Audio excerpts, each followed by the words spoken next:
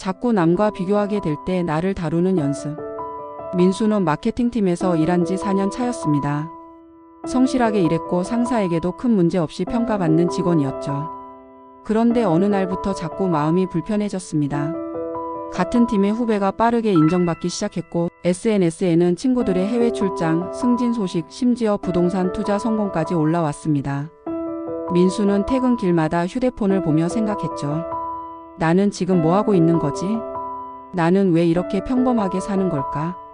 이상하게도 비교는 업무 능력을 깎아내리진 않았지만 자기 자신에 대한 확신을 조금씩 앗아갔습니다.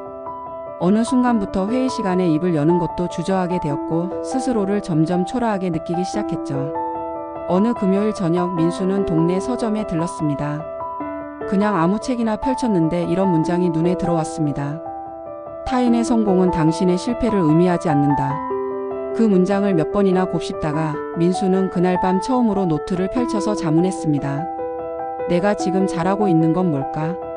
내가 바라는 삶은 진짜 어떤 모습일까? 내가 비교하는 대상은 사실 내가 원하는 삶과 맞는 걸까? 그렇게 한 문장씩 써내려가면서 민수는 점점 자신만의 리듬을 회복하기 시작했습니다. 매일 저녁 10분 동안만 나의 일상에 집중하는 기록 루틴을 만들었고 SNS도 주말만 보기로 정했습니다. 비교는 사라지지 않았지만 지금의 나도 괜찮다는 감각이 자리를 잡기 시작했죠. 그리고 어느 순간 비교는 열등감이 아니라 영감으로 바뀌기 시작했습니다. 안녕하세요. 오늘도 함께해 주셔서 감사합니다.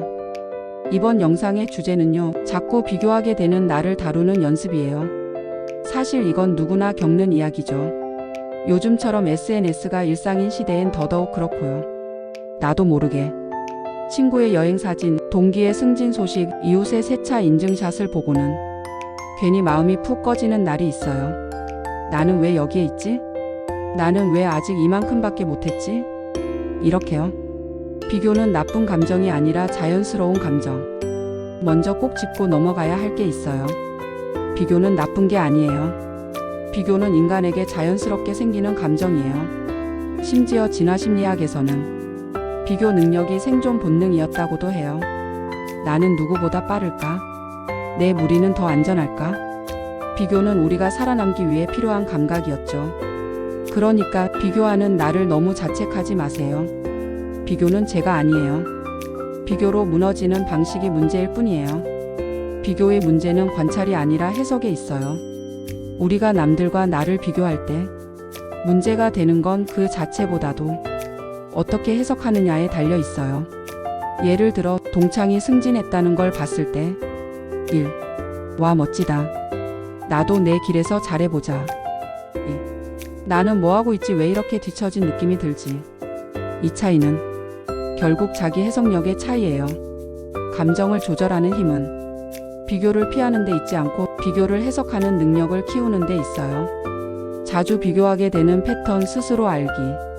한번 스스로에게 물어보세요. 나는 어떤 상황에서 비교가 심해질까?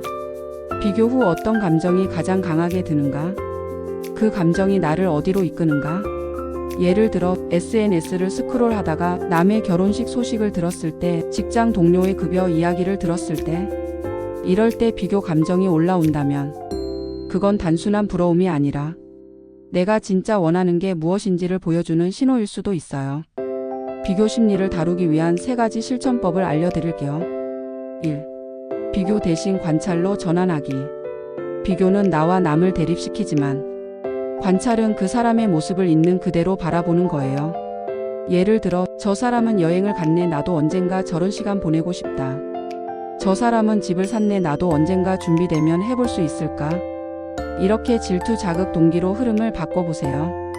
오히려 내가 발전할 수 있는 기회로 만들 수 있어요.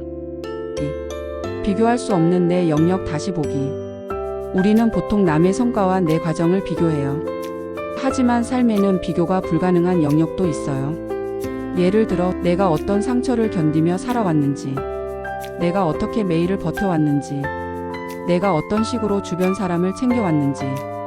이건 숫자로, 사진으로, 말로 절대 보이지 않는 내 힘이에요. 그걸 스스로 인정해줘야 해요.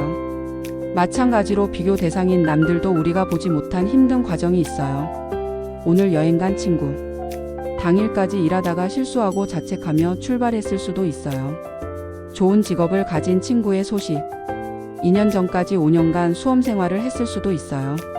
남의 행복을 작게 보려는 것이 아니라 단순히 막연하게 부러워할 일이 아니라는 점을 말씀드리고 싶어요. 3. 나는 어디쯤 왔는가를 돌아보기. 남과 비교하는 대신 과거의 나와 비교해보기. 예전엔 하루 종일 멍하니 있었던 내가 지금은 가계부라도 적고 있고 운동이라도 주 1회는 나가고 있다면 그건 분명히 변화한 거예요. 남의 시선 말고 나의 흐름을 따라가야 해요. 비교는 나를 알아가는 도구가 될 수 있어요. 비교는 우리를 나쁘게 만드는 감정이 아니라 우리를 성장시키는 감각일 수도 있어요. 다만 그 감정을 자책의 칼로 쓰지 않고 자기 이해의 렌즈로 써야 해요. 이걸 해보세요. 비교할 때마다 나는 저걸 왜 부러워하지? 하고 스스로 묻기. 그걸 이루려면 나는 지금 뭘 할 수 있지? 하고 작은 행동으로 바꾸기. 이 두 가지 질문이 마음을 단단하게 만들어줄 거예요. 마무리 이야기. 오늘 이야기 이렇게 정리할게요. 비교는 나쁜 것이 아니라 자연스러운 감정입니다. 문제는 비교가 아니라 비교를 해석하는 방식에 있습니다. 자주 비교하게 되는 나만의 패턴을 파악해 보세요. 비교는 타인을 기준으로 나를 깎는 게 아니라 나를 이해하는 도구가 될 수 있어요. 과거의 나와 비교하는 연습을 통해 성장의 흐름을 볼 수 있어요. 다음 영상에서는 관계에서 돈이 얽힐 때 나를 지키는 방법, 경제적 인간관계를 정리하는 연습에 대해 이야기해 보려 해요. 나를 다독이고 한 걸음 더 단단해지는 하루 되시길 바라요. 오늘도 와주셔서 감사합니다. 지혜로운 하루 보내시길 바라며 좋아요와 구독은 영상 제작에 큰 도움이 됩니다. 감사합니다.